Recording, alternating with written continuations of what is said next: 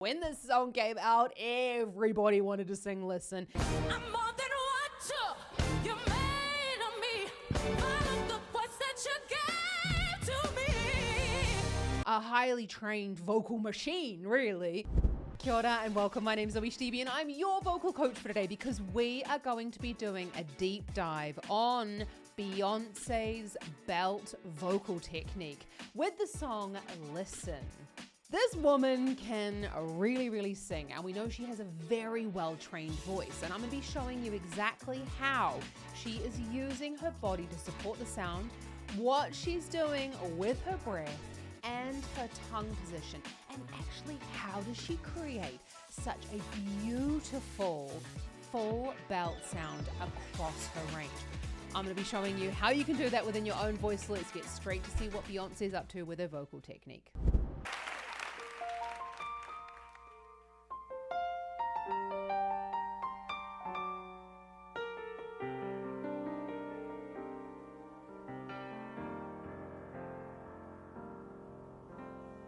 Listen to the song here in my heart, a melody I start but can't complete. Listen to the sound from deep within. It's only beginning to find release.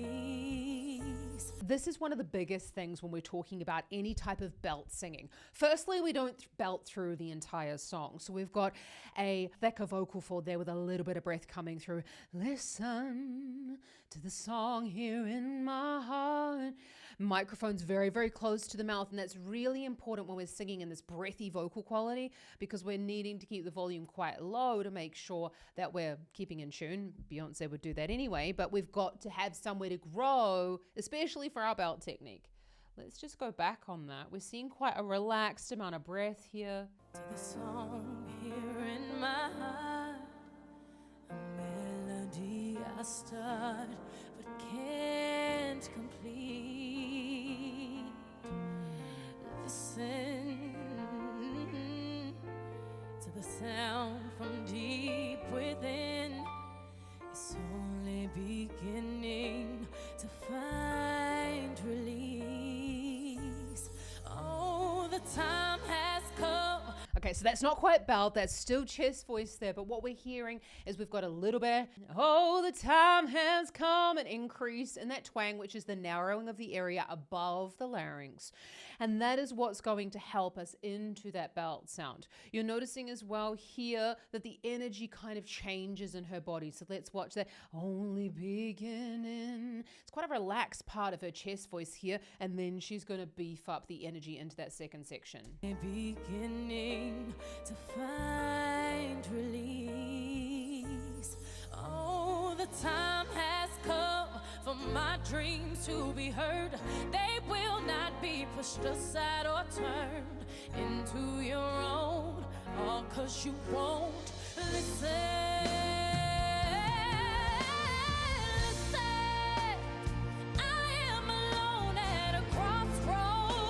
So basically, this is one of the reasons why Listen is such an incredibly hard song to sing. And of course, when this song came out, everybody wanted to sing Listen. And even I put that in my repertoire, okay? So we've got this. I have to laugh because I really genuinely think I just screamed this whole thing, which happens to a lot of singers. We're going to talk about why that happens and how you can fix that. So you can let's go through that. You're going to see this energy change go up. And this is what's so important. We're increasing the subglottic pressure here as she's going through this section. We're not going, and letting all that air out. My dreams to be heard, they will not be pushed aside or turned. You have to point that out. So you're going, where they will not be pushed aside and turned. This is one of the key parts of when we are singing louder and higher in the range. We're wanting to make sure that we're doing short, sharp, high breaths because we can see the instant activation here of these neck muscles, which is imperative when we're singing high and loud. Beginning to find release. Oh, the time has come for my dreams Can you see that? For my dreams to be heard. Keep watching that. to be heard. They will not be. And we can hear like quite an audible breath in there. Now, obviously she's doing that for dramatic purposes. You don't have to have an audible breath, but it doesn't really matter at this point. Audible breaths tend to mean that there's a little bit more closure going on inside the throat. Decide or turn into your own, all 'cause you won't listen. Okay, so we can listen as she's going higher up there. You don't have to do that, but opening up on the vowel can, into more of that trumpet shape, can make entering into that belt voice or that belt voice quality a little bit easier. Now, I know that some people might say, is this belt, is this not? Honestly, it really doesn't quite matter whether it's belt or not, but I wanted to show you how you know that it is.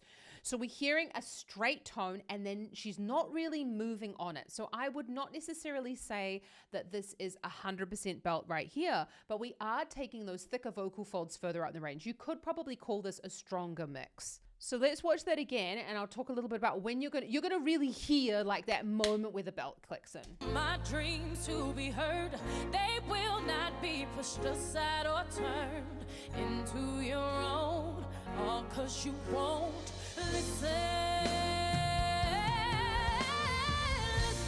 So I have to stop at the same place there because what I was noticing there is we had a very relaxed lip position. For my dreams to be heard, even a little bit of the lips coming forward. Now that doesn't physiologically have a knock-on effect in terms of the soft palate, which is the trapdoor to the nose, which is the first port of our stabilization for the sound.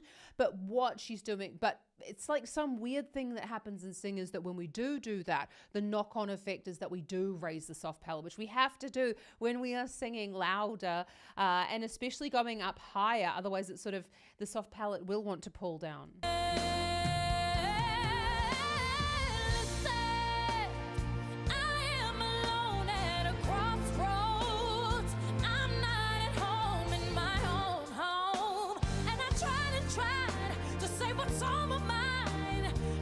Should have known. Oh, now I'm done believing you. You don't know what I'm feeling. I'm more than what you made of me. So that's definitely not a belt sound now, because you're going to notice that she's going to pull the microphone. I haven't seen this particular performance, but she will pull the microphone further away as she's going on. But she's keeping the mic relatively close to the mouth. Now, this is a higher, thicker vocal fold sound, so that would be in the chest voice. We are, though, seeing still, can you notice that the lips are not very spread? And this is going to be helping to bring on that darker timbre because we're elongating the vocal tract there. Let's just watch that again.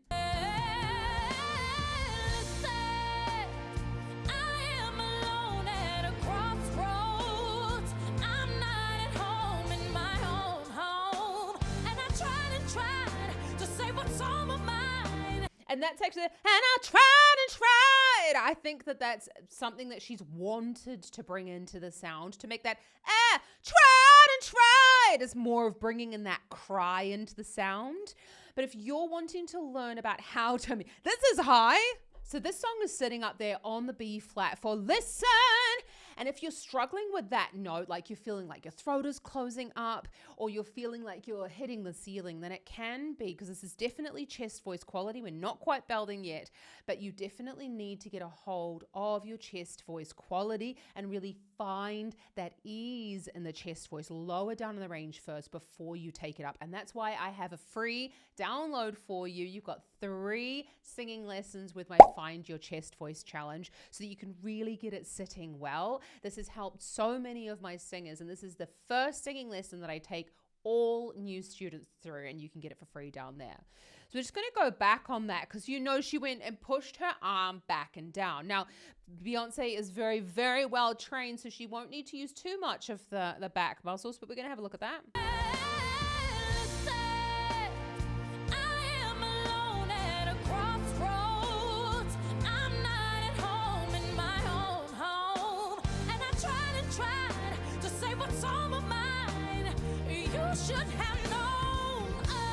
see that increase of the muscle work going in here?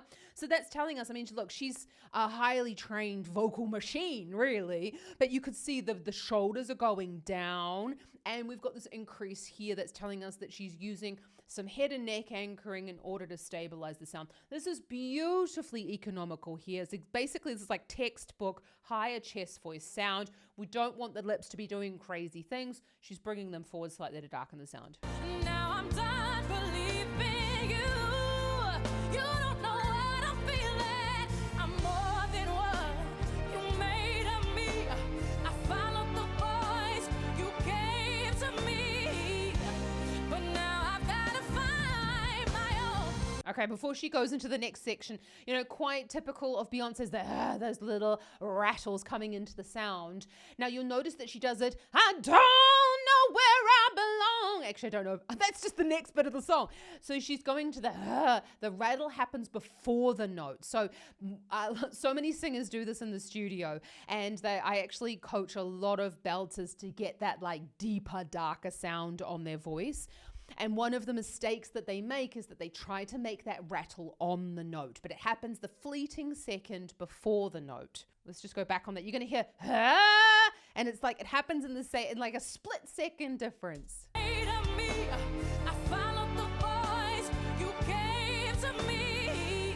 And you're going to hear it on specific. You gave to me, to me. She's not doing it all over the place in the song. But now I've got to find my own. I don't know where I belong, but I'll be moving on. Okay, and I said that, and then I don't know where I belong. Okay, she did it much more beautifully than I did, but we can do the rattle over top of the pitch. This is an advanced singing technique, though. We need to get the rattle sitting well, but obviously there is a sort of, Beyonce sounds fantastic, but there is a slight worsening of the sound. Obviously, we're not having the same amount of pressure behind the sound. We've also got less volume. You don't, if you want, listen to the song here in my heart, a melody I start, but I will complete. Whoa. I really love this about Beyonce, that she works with what her voice can do, and she's not trying to manipulate it into doing these like crazy huge dark gospel sounds. This is obviously a darker belt sound. We're hearing those like darker in comparison to what, Zoe? Like comparison to my own voice, for example, which I have a much brighter voice than Beyonce does. But you can see there that the head shake is coming in.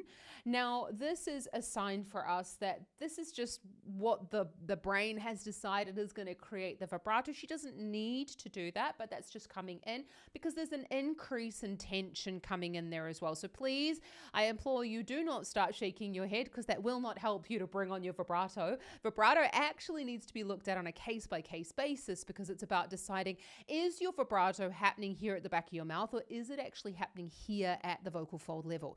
So if you're really looking to improve your vibrato, it's a very advanced thing to do with singing. Definitely not something that I even begin to talk about with beginner singers. So if you are looking to work on something as advanced as vibrato, and especially vibrato in your belt, like Beyonce is going to show us here, then you can check out the link below to apply for my advanced one-to-one training, because this is very, very voice specific. And there needs to be like a lot of building blocks underneath the sound before we even think about considering vibrato over belt. I followed the voice you gave to me, but now I've got to find my own. I don't know where I belong, but I'll be moving on. And this is very important as well, that you go, and I'll be moving on. And she's going from those louder sounds, and as she's moving into the melismas, it's getting thinner. The vocal folds must thin, otherwise we're not going to have any speed in them. If you don't, if you want, listen. Just in that moment, I have to point out, you notice the hollowing out of her tongue. I was just discussing this with a professional gospel singer just yesterday because she was like, should my tongue be hollowed out, Zoe? Like, it doesn't hollow out. It's very different from singer to singer because it's very dependent on the length of your tongue. I know that sounds very odd, but the hollowing out would also indicate that there is a slightly shorter tongue root in comparison to someone like myself. I have a very long tongue root. I'm a small person with a long tongue root, and that means that my tongue will not hollow out when I'm going higher in that belted range, because I don't think that she's allowing that to drop down for the vowel, because we're getting quite similar vowels.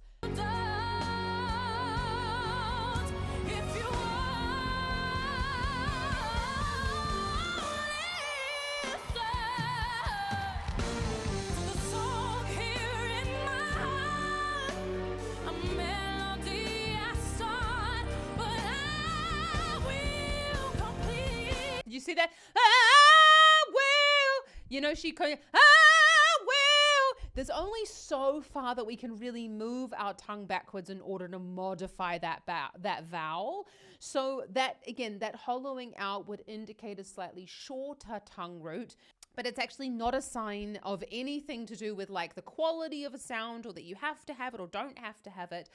It's just really important to note that actually that can help you with your singing if you are struggling to sing loud and high, and especially in your belt technique, because if you don't allow the tongue to hollow out and take a slight step backwards for some shortened tongues, then that will make belting higher very, very tight, uncomfortable, and to be honest, it will sound quite shrill. And obviously, none of those are Beyonce's voice, but they might be yours in your vocal technique. So that is something that we would need to look at on a one-to-one basis, and you can apply down below.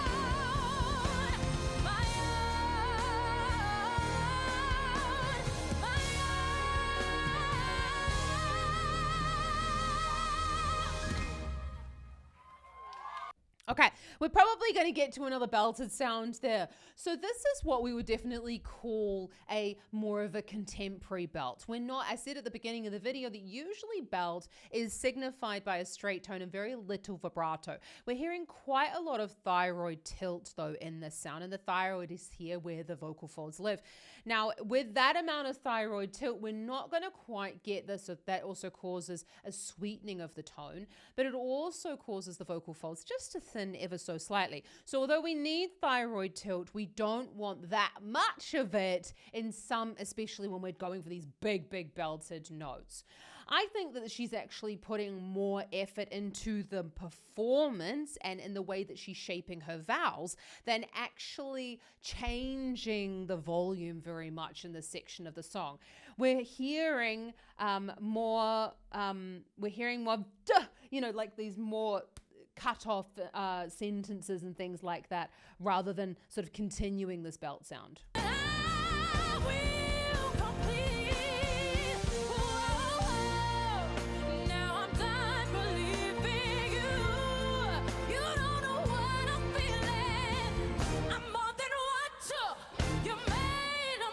Because you go, I'm more than what? You know, you can. That's coming in with her fabulous acting right now, and there's a really great way that you can actually make a song sound even cooler if you add in more of the work with the consonants, especially on the offsets. That's hugely ignored in singing. I work so much with singers on, don't ignore the end of the word. I'm more than what you made of me. All of the words that you gave to me. I actually think it's what gave to me. So So she's going down in order to go up. I know that you've heard that before in singing, especially in singing rhetoric. Why do we do that? And especially when we're belting, when we're going down in these movements, we're actually automatically engaging the pelvic floor muscles, and engaging those pelvic floor muscles are going to help us, like I said at the beginning, increase the subglottic pressure here in the chest cavity, which is going to help us with our belt technique. So important.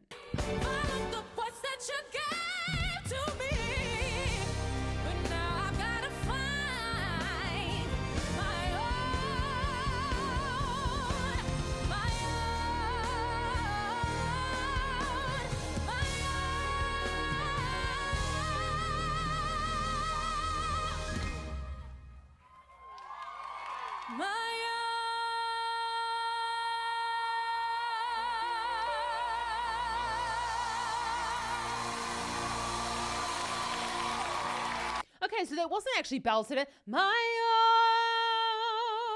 own in a belt. In a mixed vocal quality there. We still had thicker vocal folds, but then she released into the vibrato and dropped the tongue. My own, in order to beef up that sound. That's something else we can do in our belt technique. Not so much drop the back of the tongue down, unless we have that shortened tongue root. And we're doing that in like a safe way, because otherwise we can sort of cause ourselves to choke. But we can bring in a little bit of that darkening through some tongue compression as well. We see that more with Christina Aguilera than we do necessarily with Beyonce.